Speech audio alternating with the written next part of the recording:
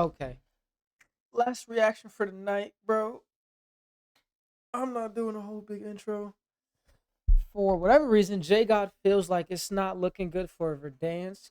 Um, I believe Verdansk is big map, right? Because I thought it was Resurgence, but I could be wrong. So let's get into what he talking about. Two in just a few days, but there's still a bunch of different things that I thought we'd talk about, especially with where the state of the game is of Warzone. And I think there's a lot of different misconceptions that I think are worth talking about. Because I put out a video recently with Jack Frags, or at least reacting to Jack Frags' video. And I think a lot of people, because the videos are pretty long, they miss some of the points. So I'll keep this one much shorter. I think obviously everyone knows Warzone's in a bad state, and I don't think anyone is defending Warzone because it is in a bad state. If you've been following the channel for a while, you'll know that I've made probably 40 or 50 videos about the state of the game. And you probably can't count how many that I've talked about in a positive way where the game is good, which is kind of unfortunate because I think we all want the same thing. We want the game to be good, and there's a lot of issues that are holding it back. IW decided with the grand idea that they wanted to make Warzone 2, and even before it came out on September 16th, 2022, I basically said they effed up the game, they should postpone it, and they should not release this. They proceeded to release it. It ended up being as bad and maybe even worse than I anticipated. What's weird is people were like, "Why are you glazing the game?" I'm like, "I don't know what you're talking about. The game is rough. It's nothing like what we used to have for several different reasons.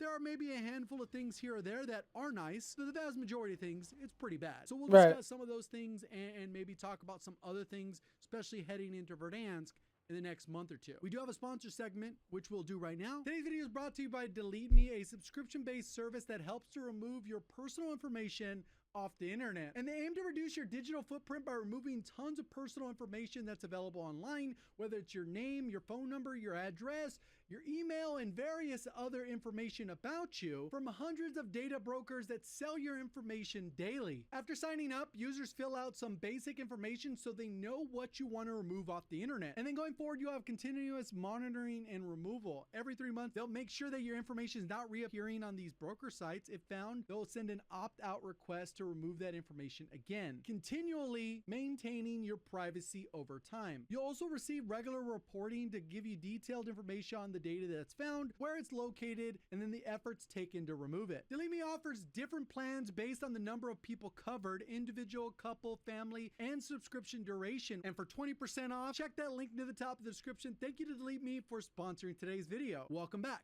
So there's a few different things I want to talk about too, because one of the things that I thought was interesting is we did cover the Jack Frags video, and he covered a lot of different topics, which we also have covered. We put out a video in November, right after the integration. We basically said the game has 99 problems, but the story ain't one. That was the actual title, and we covered probably about 50 different issues with the game at that point, and those were primarily issues related to just the gameplay loop, how it plays, with more of an emphasis on the entire game, not necessarily just Battle Royale, or just multiplayer, or just zombies, or just Resurgence, which is a mode I prefer over Battle Royale, just because I think they've done a lot of things to make Battle Royale not particularly fun. I also, a couple days after that, I did side-by-side comparisons, and this added a little bit more information, kind of showing what reloads look like, what the bobbing of the weapons, what the strafe look like.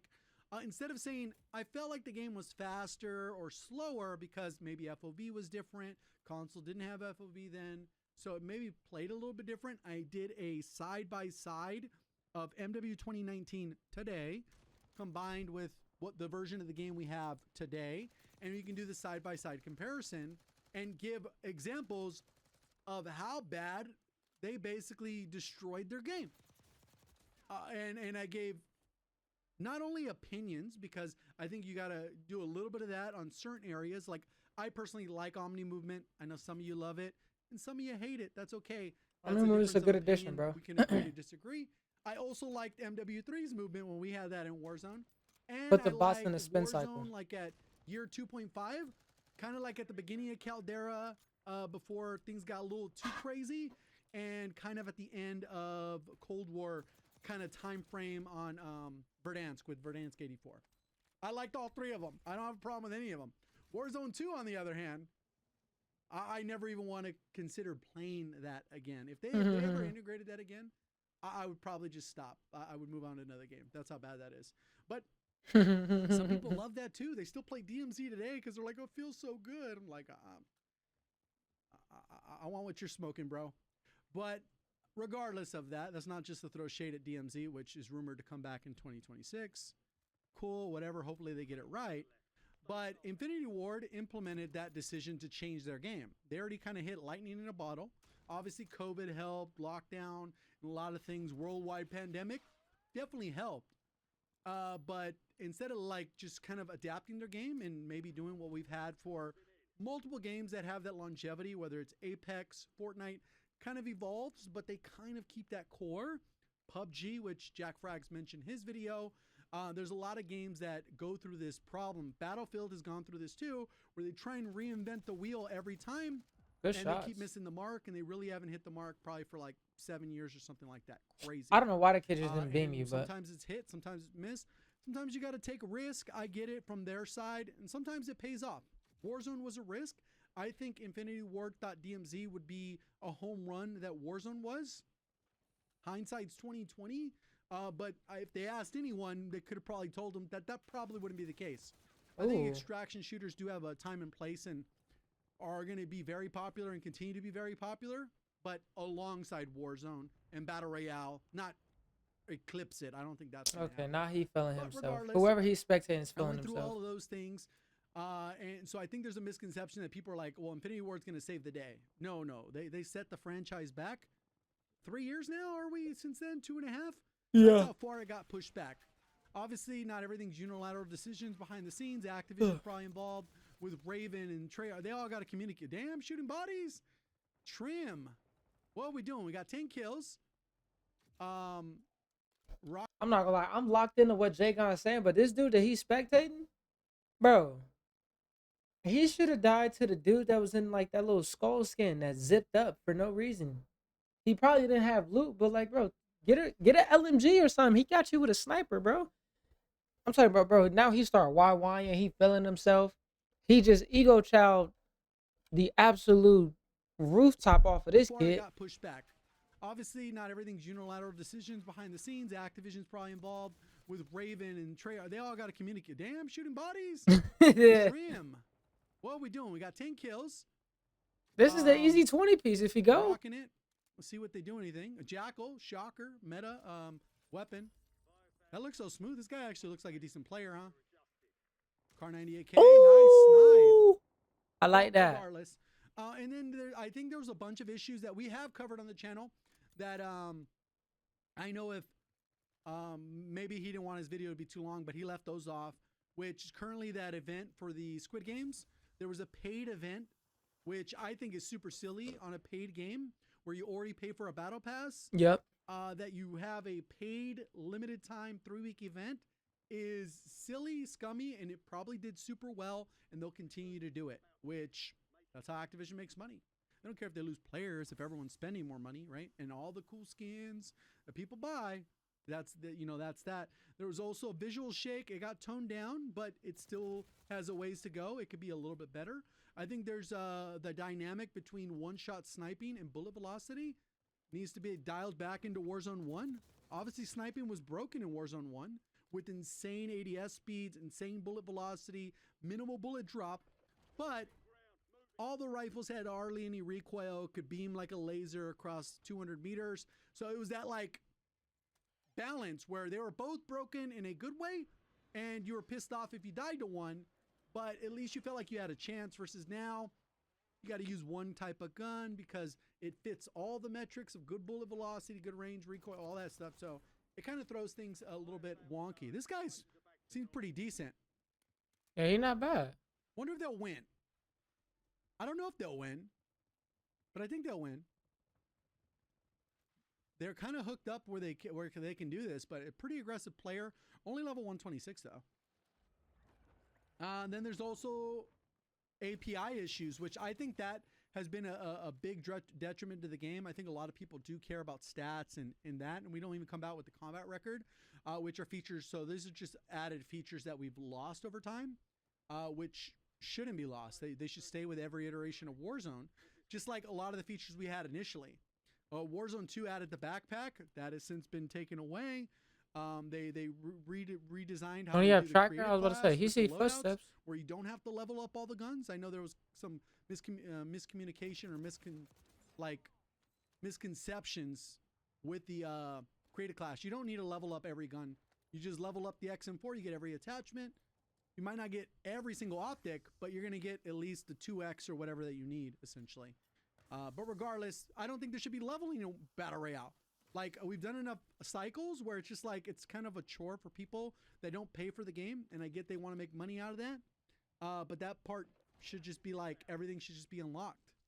I think that's a good solution for that. But I don't know. It kind of is what it is. End of day.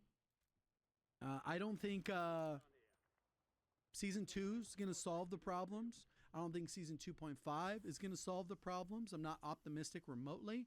Maybe, I hope they prove us wrong, but I'm not optimistic.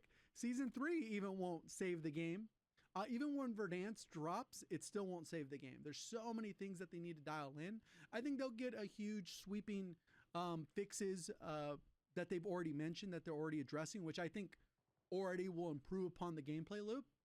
But they really haven't addressed how they're going to handle Verdansk coming back. Will it be 150 players? The buy station, I don't know why I've been so damn stingy with that. It's like, what the hell? Just give us the old buy station back? Like, it's not that difficult. I don't Go work pop as some a dev, UAVs.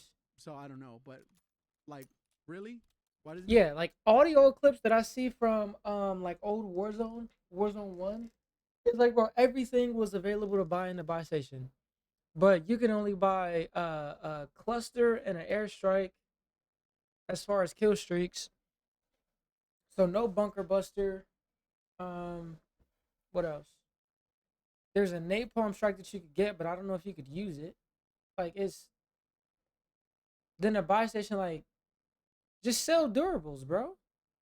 There's a lot of stuff that the buy station does not sell, and I don't get why. Need to be a mobile menu. I don't know. It's like, what the hell's going on? But either way, people are going to watch this and be like, why are you glazing the game? If you're not making, like, if people basically want you to go full extreme, everything sucks. Everything. I like Rebirth. I like Area 99. Urzik stands whatever. But Verdansk will be cool. Like, nope, glazing. I'm like, whatever. Why did you jump up top and kill that kid? Just like you. But it's kind of how it goes. So we'll see. This guy is going to probably get this win. He has good rotation on zone. Is somebody going to come down? I haven't really heard anyone. I feel like there's somebody on the building right next door. Oh, we just seen him. They called in a precision or something like that? Or was that a cluster? Or he's just firing unsuppressed?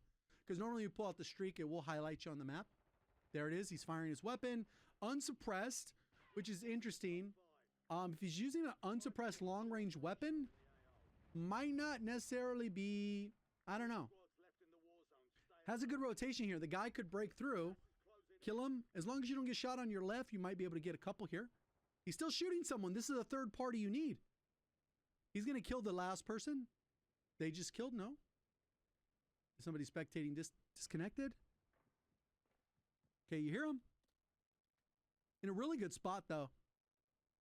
Doesn't have to rotate early. Nice.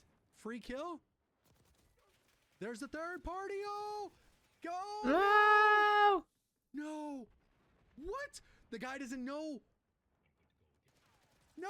Oh my god. Bro, that's why you don't rat. Look, that's why you don't rat, bro. That's why you don't rat. That's why you don't rat. If he would have went and got the third party, bro, me and Jay got reacted to this dude too. If he would have went and got, bro, when you see this, they're below you, bro. Or no, he jumped this, so he came above. Like, bro, but you could, bro, easily, you could jump down. You could jump down and play down here and be like, okay, bro, it's easy, calm. Or you could just bust out the door or play a different corner. Which is interesting. If he's using an unsuppressed long-range weapon, might not necessarily be, I don't know. Has a good rotation here. The guy could break through, kill him. As long as you don't get shot on your left, you might be able to get a couple here. He's still shooting someone. This is a third party you need. He's going to kill the last person. They just killed, no? Is somebody spectating disconnected? Okay, you hear him. In a really good spot, though. Doesn't have to rotate early. Nice. Free kill. He should have went down the stairs. Go, no. No. Like, as much as he was smoking, he should have downed the kid and then just smoked in that corner. I would have just ran down the stairs, bro. You can't sit where you just shot somebody because you're pinging. What? The guy doesn't know. No! Bro! That's how it goes sometimes. And that's one of the things that I think is still pretty good in Warzone, even for Resurgence, is the last like 3 to 4 minutes still feel like original Warzone, right? Obviously Resurgence is a little bit different, but big map, like everything kind of dials in at the end there. So hopefully you guys enjoyed the video. See ya! Thank you for watching as always. Have a great day. Like, comment, subscribe, whatever you want to do. And it's my... on YouTube.